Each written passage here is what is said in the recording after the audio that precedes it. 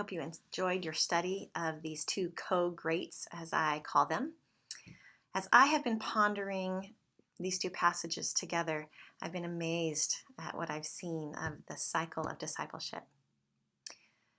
We start by loving God and loving others, and then as we're loving, we're going to be going and making disciples, baptizing them, teaching them to obey all the commands. And what are those commands? Back up to the top. Loving God, loving others, and going and making more disciples. So it's this cycle and this process of love and of disciple making. So I kind of summarized it in using 4 words: developing, loving disciple makers.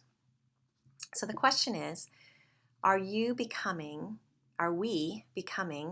all of us at First Pres, becoming loving disciple makers? First of all, am I growing as a loving disciple? Am I becoming a loving disciple? What does that look like? And how am I taking advantage of scripture, prayer, the things that are offered at First Pres, through my small group, through community? How am I becoming a loving disciple? And then how am I in turn helping others to become loving disciples, who in turn help others become loving disciples?